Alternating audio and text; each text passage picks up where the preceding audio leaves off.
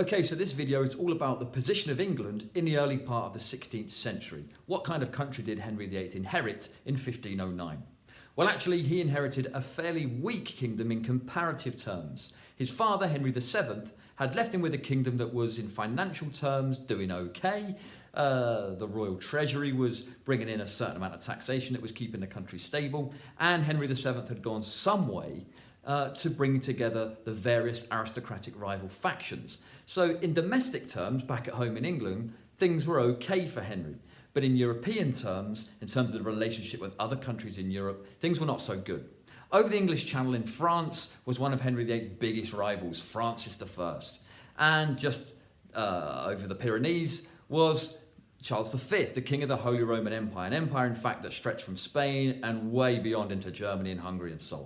So let's look in a bit more detail about these particular countries to work out what kind of position England had at this time. Well, the Holy Roman Empire was the biggest empire in Europe at the time.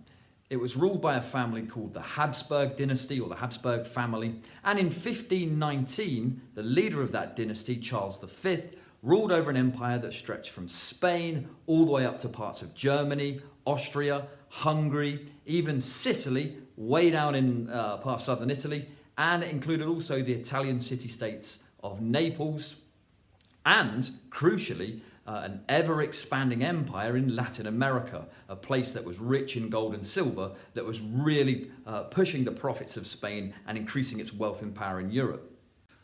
Well, of course, one of the key benefits of having such a huge empire is that you can draw on an enormous imperial army. So Charles V was the leader of a huge empire that was very difficult to manage and had its own problems in terms of religious factions and aristocratic factions. But being the head of this empire, he could draw on an enormous amount of men to fight for him in his imperial armies, to help him conquer yet more land. On top of that, it also means that you're bringing in more taxation to the crown. And the Holy Roman Empire was bringing in, roughly speaking, somewhere in the region of about £550,000 a year. Doesn't sound like an awful lot to us in 2019, but it's a huge amount of money way back in 1519. On top of that, because they ruled so many territories, the Holy Roman Empire had about 23 million inhabitants. This was a colossal kingdom to rule over, an empire to rule over, and it presented one of the main rivals for Henry VIII. I mean, to be honest, there was no way that Henry VIII was going to take on the Holy Roman Empire on his own. So, of course, he'd have to be looking for relationships with Spain or with its enemy, France, as Henry went through his career. We'll see a bit more about that later. So what about France, that other neighbour of England with which we'd had a very complicated relationship with over the years and would continue to have a very complicated relationship with? Well, France wasn't quite as big as the Holy Roman Empire. It had about 15 million people, and it brought in somewhere around £350,000 a year to the crown. Still a substantial amount of money and a lot more than what England was bringing in at the time, but not quite as big as the Holy Roman Empire. The thing about France was that it had many years of being ruled by different English kings. However, by 1519, you could possibly get away with thinking of France as a more unified nation, although I appreciate that's a debatable point, so many people might want to argue with that. But by 1519, any claims that the English had to any significant territories in France were kind of gone. The English had no right to claim particular swathes of land. They'd lost that many years before. So what about England? How does England compare to this? And what kind of a country was Henry ruling over?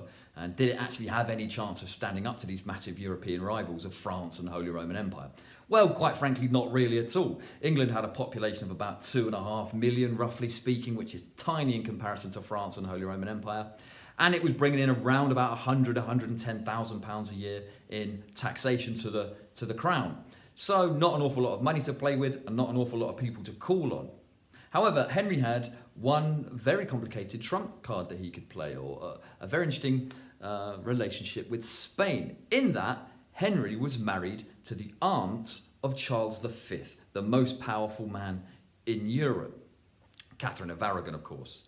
So this gave England a very strange privileged position in terms of its negotiating power with France, with the Holy Roman Empire.